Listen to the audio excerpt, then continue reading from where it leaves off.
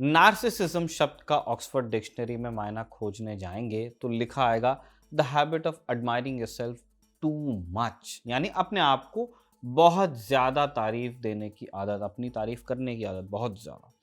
वही नार्सिसिस्टिक शब्द के मायने होते हैं वो व्यक्ति जो बहुत सेल्फ ऑब्सेस्ड हो या दूसरे के बारे में कम सोचता हो। डोनाल्ड ट्रंप को अक्सर लोग नार्सिसिस्ट बुलाते हैं। क्यों? ये हमने 23 सितंबर को यूएनजीए में देख लिया। जो जनरल असेंबली थी वहाँ पे भाषण हुआ ट्रंप का, उन्होंने अपनी इतनी तारीफ की और दुनिया की इतनी बुराई की कि ऑक्सफोर्ड डिक्शनरी वालों को शायद इसके लिए एक और शब्द ईजाद करना पड़े। ट्रंप आज जितने मजबूत और प्रभावशाली लगते हैं, अपने पहले कार्यकाल में नहीं लगते थे, और इसका एक उदाहरण आपको उनके पहले कार्यकाल की यूएनजीए स्पीच से मिल जाएगा। 25 सितंबर 2018 की बात है। ट्रंप पहली बार राष्ट्रपति चुनकर आए। यूएन का 73वां सत्र था। दुनिया भर के लीडर्स न्यूयॉर्क स्थित यूएन के दफ्तर में इकट्ठे हुए। ट्रंप के बोलने की बारी आई तो वहां मौजूद लोग उतने सीरियस दिखे नहीं जितने 23 सितंबर 2025 को थे। भाषण के दौरान हंसी ठिठोली हुई।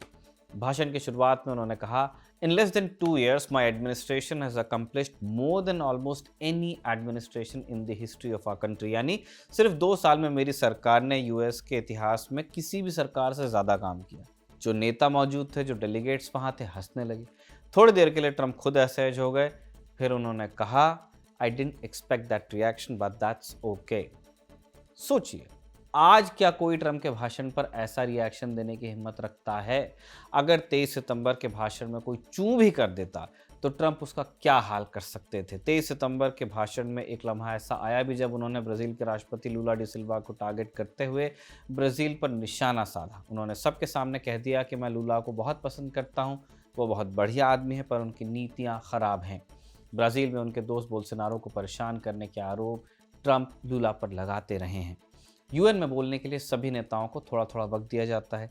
इसी नियम के मुताबिक ट्रंप को भी अपनी बात रखने के लिए 15 मिनट का वक्त दिया गया था, पर वो 1 घंटे तक बोलते रहे और उन्हें टोकने की हिम्मत किसी ने नहीं की। अपनी तारीफ के अलावा ट्रंप ने यूएन की भूमिका, भारत पाकिस्तान के बीच लड़ाई रुकवाने में उनका जो योगदान था, कथित रूस यूक्रेन और गजा की जंग पर भी टिप्पणियां की, इमिग्रेशन और ग्रीन एनर्जी पर कुछ ऐसी बातें कहीं जिनका गहरा असर दुनिया पर पड़ सकता है। पर कुछ बातें ऐसी भी थी जो सरासर झूठ थी और खुद अमेरिकी मीडिया ने ऐसी बातों का फैक्ट चेक किया है। वहाँ ये सब अभी भी चल रहा है। नेता का फैक्ट चेक कर सकते हैं वो लोग, चाहे वो किसी भी पद पर हो। तो आज के शो में हम आपको बताएंगे कि जनरल असेंबली में ट्रंप क्या बोले और उनकी बातों का क्या असर पड़ सकता है। नमस्कार, स्वीकार कीजिए निखिल का। आप खबर गांव का डेली इंटरनेशनल बुलेटिन राजदूत देख रहे हैं।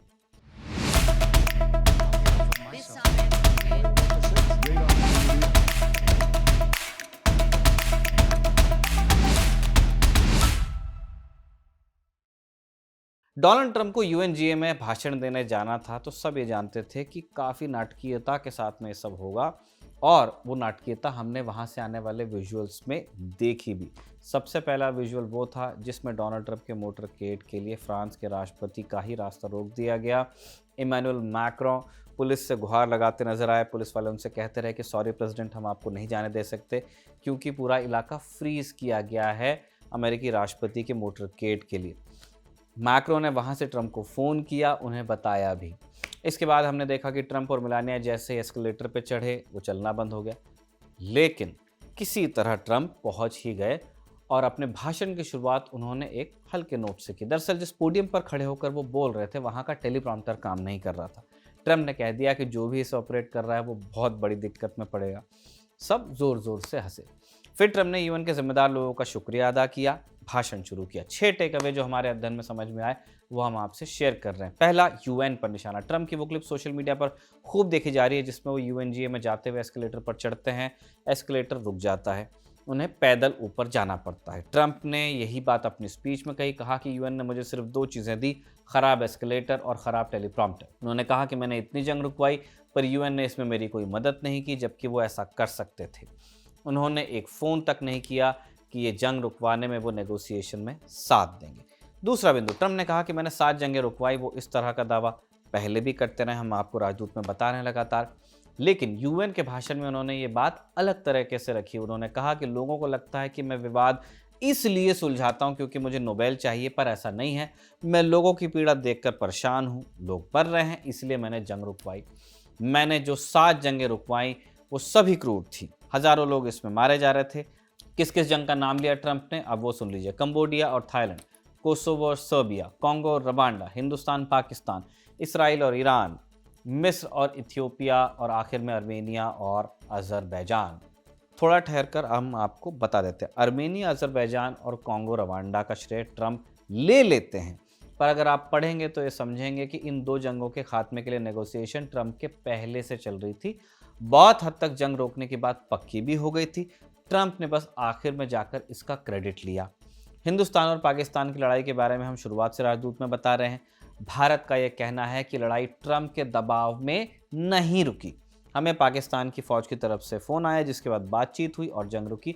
हालांकि पाकिस्तान शुरुआत से ही ट्रंप को लड़ाई रोकवाने का क्रेडिट दे रहा है। तो ट्रंप के 2 झूठ यहीं पकड़ में आ गए, या ऐसे कह लें कि अधूरे सच। इजराइल और ईरान की जंग रुकवाने का क्रेडिट भी ट्रंप को देना बेईमानी होगा, क्योंकि इस लड़ाई में अमेरिका एक पार्टी था। उसने खुद ईरान की न्यूक्लियर साइट्स पर B-2 बॉम्बर से बम गिराए, इजराइल की मदद की। इसके जवाब में ईरान ने भी एक सिंबॉलिक हमला कतर में मौजूद उसके एयरबेस पर किया था, अल उदैद पर। आप सब ये बात जानते हैं। फिर अमेरिका की बमबारी के बाद भी इसराइल और ईरान की लड़ाई तो कुछ वक्त चलती रही। तो जब अमेरिका खुद इस जंग में शामिल था तो उसे रुकवाने का क्रेडिट कैसे लेगा? लेकिन अब ट्रंप है, अपनी मर्जी के मालिक हैं। वो बाकी सब जंगों की बात कर लेते हैं, पर चुनाव से पहले जिन 2 जंगों को रुकवाने का उन्होंने वादा किया था, अब तक उसके बारे में एक शब्द उनकी जबान से निकलता नहीं है। हम रूस, यूक्रेन और गजा में जारी जंग की बात कर रहे हैं। 24 घंटे में यूक्रेन की जंग रोक दूंगा अगर मुझे राष्ट्रपति बनाओगे, ये वादा था ट्रंप का चुनाव में। 8 महीने हो गए पर जंग चल रही है। पुतिन को अलास्का बुलाकर एक मुलाकात भी हो चुकी, पर असर नहीं पड़ा। पहले पुतिन के लिए प्रेम था, कहते थे कि हम उनसे दोस्ती करेंगे। जेलेंस्की को व्हाइट हाउस बुलाकर बेइज्जत किया उन्होंने। पर अब इन दिनों ट्रंप का यूक्रेन वॉर पर रुख बदलता दिख रहा है, क्योंकि उन्हें समझ में आ गया है कि वो पुतिन को घुमाने चले थे, पुतिन ने उन्हें घुमा दिया है। ट्रूथ सोशल पर उन्होंने लिखा है कि रूस ने यूक्रेन की जितनी जमीन जंग की शुरुआत से अब तक हासिल की है, हम उसे वापस ले सकते हैं। ये वही ट्रंप हैं जो कुछ दिन पहले जेलेंस्की से क्रीमिया समेत अपनी दूसरी जमीन को छोड़ देने की बात कह रहे थे कि रियलिटीज को एक्सेप्ट करो। अगस्त में ही ये सब हो रहा था, अभी सितंबर खत्म नहीं हुआ है। जेलेंस्की ट्रंप से मिलने आए थे तो यूक्रेन का नक्शा भी साथ में लेकर गए थे, यूरोप के बाकी नेता भी थे। बात हो रही थी कि कितनी जमीन दे सकते हैं, कितनी नहीं। 1 महीने बाद अब रुख बदल गया। रूस यूक्रेन वॉर के बारे में एक घड़ी समझ में आ जाता है कि ट्रंप की पुतिन के सामने शायद नहीं चली। हम कमज़ोर मुकाबिल वाला बार बार इसलिए शेर पढ़ा करते थे तब। कितना भी जोर दे दें, पुतिन ट्रंप की शर्तों को नहीं मानेंगे। पर नेतन्याहू से तो बोलकर गजा में जारी नरसंहार रुकवा सकते थे। अब तो यूएन भी इसे नरसंहार कह रहा है। जनवरी 2025 में ट्रंप ने एक दिखावटी सीज़फायर जरूर करवाया, पर इसराइल ने ही इस सीज़फायर को तोड़ दिया और लड़ाई की तीव्रता बढ़ती गई। जिस जगह ट्रंप खड़े होकर बोल रहे थे, उसी जगह से फिलिस्तीन को कम से कम 10 और देशों ने मान्यता दे दी। ये देश हैं ब्रिटेन, कनाडा, ऑस्ट्रेलिया, पुर्तगाल, फ्रांस, बेल्जियम, लग्जमबर्ग, माल्टा, अंद्रोरा और मोनाको।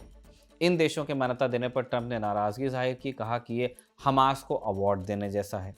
इस भाषण में ट्रंप ने इब्राहिम अकॉर्ड का भी जिक्र किया। उन्होंने कहा कि समझौते की वजह से पूरे मिडल ईस्ट में शांति आ गई है। ये भी बात सही नहीं है। 2023 के बाद से पूरा मिडल ईस्ट जल रहा है। इसराइल अब तक 7 देशों पर हमले कर चुका है, हजारों को मार चुका है। पता नहीं ट्रंप को यहाँ पे कौन सी शांति नजर आ रही। तीसरी बार ट्रंप ने अमेरिका में आए निवेश पर कही। उन्होंने दावा किया कि सफलतापूर्वक $17 ट्रिलियन का निवेश वो यूएस लेकर आए हैं, लेकिन ट्रंप ने इसका कोई ब्रेकडाउन नहीं दिया। ये बात भी नहीं बताई कि कितने पैसे से कौन सी नई कंपनी शुरू हुई, कौन सा MOU हुआ, कौन सा प्लांट बना। इसलिए भी नहीं बता पाए क्योंकि $17 ट्रिलियन का निवेश यूएस में आया ही नहीं है।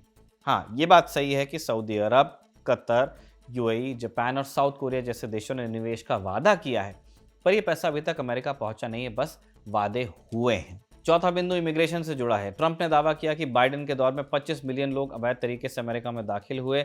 उन्होंने इलीगल इमिग्रेशन 0 कर दिया। 25 मिलियन का मतलब होता है 2.5 करोड़, मतलब यूरोप के कई देशों की आबादी से ज्यादा। इतना बड़ा दावा ट्रंप ने किया पर कोई सबूत नहीं दिया। अमेरिकी मीडिया में इस झूठ पर कई आर्टिकल लिखे गए हैं। अलग अलग आंकड़ों के मुताबिक बाइडेन के दौर में 4 से 5 मिलियन लोग अवैध तरीके से घुसे। वैसे ये भी कोई छोटा नंबर नहीं है, इस वजह से भी प्रॉब्लम आई है। 40-50 लाख लोग घुसते हैं। तो दिक्कत आ सकती है, स्पेशली अगर वो एक दूसरे कल्चर से आते हों। लेकिन फिर बात ये भी है कि अगर आप 50 लाख को 2.5 करोड़ बताएंगे तो आप सच से दूर हो रहे हैं। ये बात सच है कि ट्रंप के दौर में अवैध तरीके से बॉर्डर पार करने वालों की संख्या कम हुई है, पर जीरो नहीं हुआ है। US customs and border protection की रिपोर्ट कहती है कि अगस्त 2024 में बॉर्डर पार करते हुए 60,000 के आसपास लोग गिरफ्तार होते थे। इनकी संख्या जुलाई 2025 में घटकर 8,000 के आसपास रह गई है, यानी इसमें कमी तो आई है पर यह जीरो नहीं हुआ है। अच्छा, ट्रंप सिर्फ अमेरिका की इमिग्रेशन पॉलिसी पर नहीं बोले, उन्होंने यूरोप को भी चेतावनी दी। कहा कि आप अपने देश को बर्बाद कर रहे हैं, जहन्नुम बना रहे हैं, क्योंकि यूरोप के कई देशों में बाहर से लोगों को बसाया जा रहा है। जानकार कहते हैं कि ट्रंप की इस बात का प्रभाव यूरोप की राजनीति पर पड़ सकता है। यूरोप में ट्रंप का ये जुमला एक बिंदु बन सकता है, मुद्दा बन सकता है। फिर वहां की दक्षिणपंथी पार्टियां इसे मुद्दा बनाएंगी और राजनीति तेज होगी। वैसे राजनीति पहले से ही तेज हो रही है। आप ये जानते हैं कि एंटी इमिग्रेशन पॉलिटिक्स यूरोप में चल ही रही है। ट्रंप के इस बयान से अगर बुरा असर पड़ता है तो इसकी आंच हिंदुस्तानियों पर भी आ सकती है।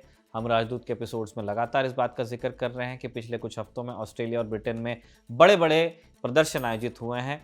आगे से बाकी देशों में ट्रेंड देखने को मिल सकता है जिसमें एंटी इमिग्रेंट सेंटीमेंट को बढ़ावा दिया जाता है। विशेष आग्रह रखा जाता है भारतीयों के खिलाफ। ऑस्ट्रेलिया में नाम लेकर हुआ है। ट्रंप ने लंदन के मेयर सादिक खान पर भी टिप्पणी कर दी, जिससे ब्रिटेन की राजनीति गरमाई हुई है। उन्होंने कह दिया कि सादिक खान शरिया कानून लागू कर देंगे।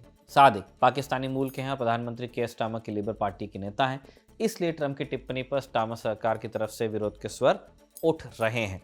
ब्रिटेन के स्वास्थ्य मंत्री वेस स्ट्रीटिंग ने एक्स पर लिखा कि सादिक खान लंदन में शरिया कानून लागू करने की कोशिश नहीं कर रहे हैं। वो ऐसे मेयर हैं जो प्राइड मार्च में शामिल होते हैं, जो अलग अलग पृष्ठभूमि और विचारों के लिए खड़े होते हैं, जो हमारे परिवहन, हवा, सड़कों, सुरक्षा और अवसरों को बेहतर बना रहे हैं। गर्व है हमें कि वो हमारे मेयर हैं।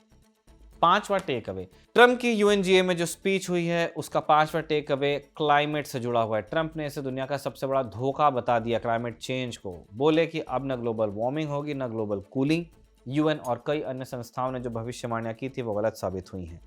उन्होंने यूरोपियन देशों को आगाह किया कि अगर आप इस ग्रीन स्कैम से दूर नहीं हुए तो आपको नुकसान हो सकता है। मैं भविष्यवाणी करने में बहुत अच्छा हूँ। ट्रंप ने चीन का उदाहरण भी दिया कि चीन को देखिए, वो तो कोयला भी जला रहा है, गैस का भी इस्तेमाल कर रहा है, फिर तुम क्यों पीछे हट रहे हो। वैसे ट्रंप की नीतियां पहले भी क्लाइमेट साइंस विरोधी रही हैं। उनके ही दौर में अमेरिका पेरिस जलवायु समझौते से अलग हुआ था। ट्रंप की इन टिप्पणियों ने क्लाइमेट चेंज पर काम करने वाले वैज्ञानिकों को चिंता में डाल दिया है। जानकार कहते हैं कि दुनिया भर में जहां भी बाढ़, भूस्खलन और भूकंप जैसी आपदाएं आ रही हैं, उनके पीछे क्लाइमेट चेंज भी एक बड़ा कारक है। हमने बीते रोज के राजदूत में भी विस्तार से बताया था कि कैसे फिलीपींस में बाढ़ की वजह से लोग परेशान हैं और इसी वजह से वहां बड़े पैमाने में प्रोटेस्ट हो रहे हैं। ऐसे में ट्रंप को इस मुद्दे पर थोड़ी और सहजता से बोलना चाहिए था। आखिरी टेक अवे ट्रंप की भारत पर की गई टिप्पणी से जुड़ा है। उन्होंने यूक्रेन जंग के संदर्भ में भारत और चीन का नाम ले लिया। कहा इनकी वजह से जंग आज तक चल रही है। अगर ये दोनों देश रूस से तेल लेना बंद कर दें तो रूस कमजोर पड़ जाएगा। वैसे एक बात को रेखांकित किया जाएगा कि इस बार उन्होंने भारत और चीन के साथ साथ नेटो और ईयू के देशों का नाम भी लिया। भारत ने ही सबसे पहले यह हिपोक्रेसी दुनिया के सामने रखी थी कि अगर आप हिंदुस्तान का नाम ले रहे हैं तो आपको यूरोप की तरफ भी देखना चाहिए। अब ट्रंप भी कह रहे हैं कि नेटो और यूरोप के देशों को भी रूस से लेन देन बंद करना चाहिए। वैसे डोनाल्ड ट्रंप ने तो कह दिया कि यूक्रेन में जो जंग चल रही है उसके पीछे भारत की जिम्मेदारी बनती है, लेकिन यूक्रेन के राष्ट्रपति वोलोदिमीर ज़ेलेंस्की ने क्या कहा वो भी आपको जानना चाहिए। ज़ेलेंस्की यूएनजीए में शामिल होने के लिए ही यूएस गए हुए थे। इस दौरान उन्होंने फॉक्स न्यूज़ को इंटरव्यू दिया। इंटरव्यू में ज़ेलेंस्की से युद्ध के संदर्भ में सवाल पूछा गया कि आपके हिसाब से कौन से देश आपके साथ हैं। जवाब में ज़ेलेंस्की ने कहा कि India is mostly on our side, यानी वो हमारे साथ हैं। कुछ बातों पर डिफरेंस है, वो दूर किए जा सकते हैं। एनर्जी को लेकर हमें भारत के साथ रिश्ते मजबूत करने चाहिए। यूरोप को भी भारत का साथ नहीं छोड़ना चाहिए। ये वो व्यक्ति कह रहा है जिसके देश में जंग हो रही है। ट्रंप की स्पीच में एक चिंता की बात ये रही कि उन्होंने कहीं पर भी इंडो पैसिफिक रीजन या ग्लोबल साउथ का जिक्र नहीं किया। सारी बातें मिडल ईस्ट, रूस, यूक्रेन और दीगर जंग रुकवाने के इर्द गिर्द ही रही। तो ये था आज का राजदूत, जिसमें हमने डोनाल्ड ट्रंप के स्पीच को स्टडी किया, उसमें से टेक अवेज आपको बताए। साजिद ने लिखा था इसे और अयान ने रिकॉर्ड किया था। आप देखते रहिए खबरगांव।